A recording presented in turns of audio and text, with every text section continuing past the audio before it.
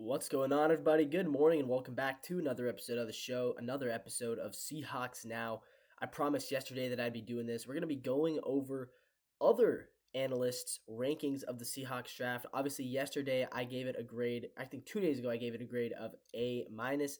Here is what some of the other organizations think, and we're just kind of analyze what they have decided. What the general consensus seems to be is that the Seahawks did have a pretty good draft. We'll start with Pro Football Focus, then move on to NFLcom, and then finish things off with a CBS grade. CBS had a very interesting grade. They graded us with an A, but they also ranked us as just the 17th best draft class, so kind of an interesting discrepancy there. But let's start with PFF. PFF giving the Seahawks a grade of A. They did like the Seahawks draft class a lot. They liked Gray Zabel in the first round there at tackle. They have him actually playing tackle for the Seahawks. A lot of people think he might play guard. Doesn't really matter. He can play every position if they need him to. He had a 93.1 PFF grade over the past 2 seasons. He was number one ranked. So according to them, we took their best overall offensive lineman. So of course they like that pick. After that, they like Nick Emenwari. They do admit he's going to need to improve as a safety, but they love his athleticism. They love his skill set. They don't seem as excited about Elijah Arroyo in the second round. They kind of gave him a low grade last year, 73.6. But they do say that, depending on what we end up doing with Noah Fant, that could really turn around how big of a role Arroyo plays for us next year. From there, again, Milroe, they seem to like. They actually do like the Milroe pick. They say the Seahawks couldn't pass up the opportunity to draft this quarterback with incredible tools. He had an 87 PFF overall grade the past 2 seasons. That's really good, actually, for a college quarterback. So PFF actually really likes the Jalen Milroe pick, which I'm glad. They said Torrey Horton's a nice value pick who need more outside weapons. They say Robbie Outs is a more of a blocking tight end, and the pass-catching weapon will probably make his initial impact in that phase. He's going to play fullback. That's been confirmed. They're not really excited about Bryce Cabeldue out of Kansas. They do like Damian Martinez a lot. They said PFF had Damian Martinez ranked number 80 on the PFF big board, making his selection at pick number 223 an incredible value. Martinez is a big back, standing 6 feet, weighing 232 pounds. He's been extremely productive over his 3 years at Oregon State and Miami. With a career low rushing grade of 88.1. So I'm really happy to see that. I talked about him yesterday saying that I don't know if he'll ever be a starter material, but I do think he could be a really great third down, second string special teams type running back. The fact that PFF actually had him ranked number 80 on their board, that makes me think maybe I'm wrong about that. Maybe there's something in there that I haven't seen before. And then from there, again, the seventh round picks, Mason Richmond and Ricky White, they don't have a whole lot to say. They do think that Ricky White could be a productive slot receiver. The problem for him there is that we already have two really good slot receivers, so I'm not sure how Ricky White's going to fit in there. But let's move on to the next ranking. NFL.com, what did they have to say about the Seahawks draft? They were a little bit less high on them. They gave them an A minus, so not as high as PFF, but still a solid grade for Seattle with get that A minus grade. And let's see what they have to say. Their reasoning, they actually really liked day one. They gave an A for day one. They gave a B for day two, and then they gave it an A again for day three. So again, for day one, obviously only one pick there. It was Gray Zabel. It's hard not to like that pick. I mean, he fits their needs really well. As far as day two, NFL.com, they didn't love that we gave up a pick to move up in the draft. Again, they're not a huge fan of Elijah Arroyo because of some of his injuries.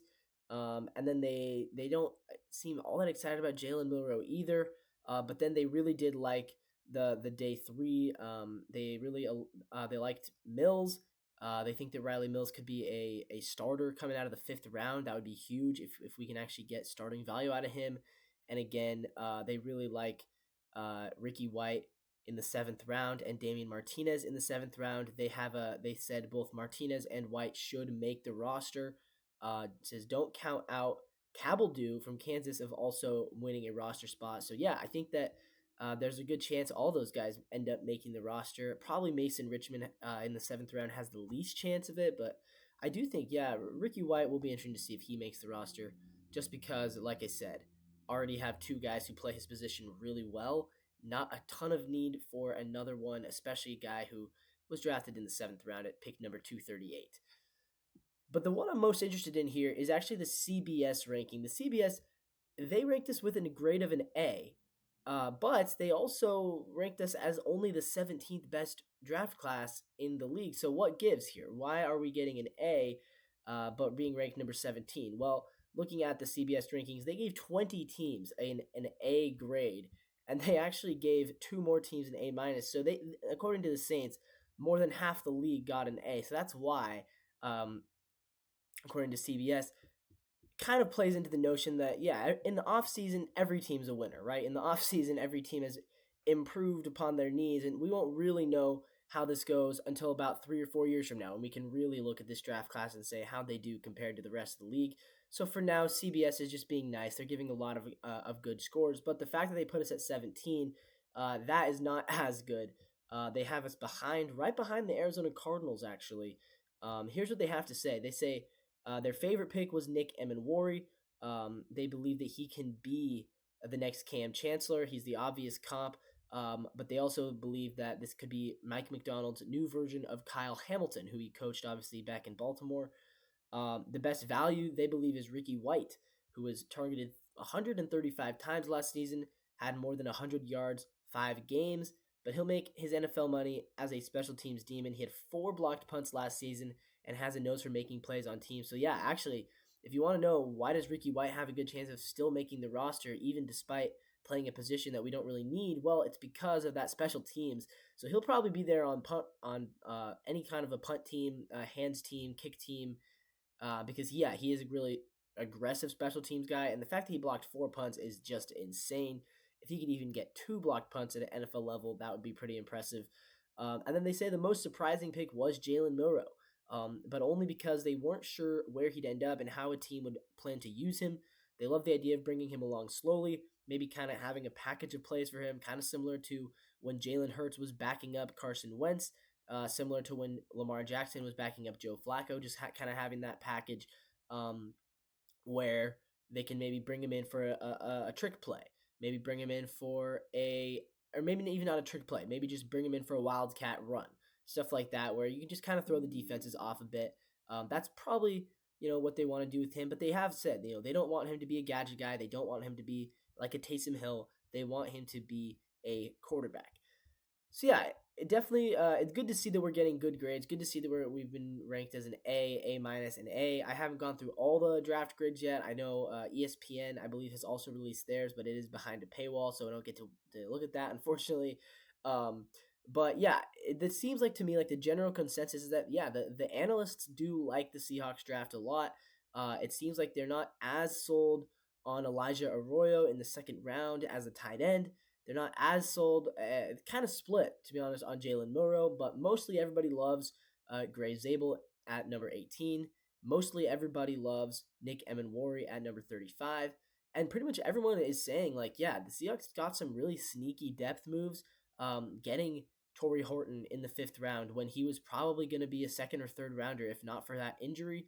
That's a really good value piece, Getting Ricky White in the seventh round, who, again, is he probably going to make the rosters of special teams? He's going to have some time to develop. A lot of people really liked him out of college. He was very productive down in Las Vegas, although, again, playing in the Mountain West, hard to really know, but still, he had a really good season there. And a lot of people really like Damian Martinez, which, I was not as familiar with Damian Martinez's game, but I'm really excited to watch him play. And it sounds like at least PFF ranked that as a really good value pick. So I'm excited about some of these value picks. As far as the number 17 ranking goes, obviously you wish it would be higher, but in a draft class where they gave 20 teams an A grade, it's hard to know how do they really rank them from there. At that point you're just throwing darts at the dartboard, right? Because if you liked all 20 of these teams draft, you gave them all an A, then how did they then rank them 1 through 20? It's like I'm sure they had some sort of methodology for it. But I'm just saying I wouldn't read too much into that number 17 grade just yet. The key is that they do like our draft. They think it's an A. And from that, I mean, that's as much as you can do at this point. I mean, they gave us an A, they only gave out they gave out 5 A+ scores, so we didn't get the A+, but we were one of 15 teams to get an A. So I mean, at that point, yeah, it's a crapshoot. But the key is that everybody seems to like the draft, which is good. It's obviously a good sign when people like your draft, because there have been years recently when we've been getting a C or a B, or even once I think we got a D from CBS a couple of years ago. So the fact that everyone likes it, everyone's giving us an A, that's a really good sign. With that all being said, though, guys, that's going to wrap this video up for today. We'll see you tomorrow. We'll be going over more about this draft class, learning more about some of the later round guys. I want to learn more about Riley Mills. I want to learn more about Mason Richmond. I want to learn more about Torrey Horton. So we're going to be covering some of the later round guys in tomorrow's episode. But with that all being said, have a great day. And as always, until next time, go Seahawks.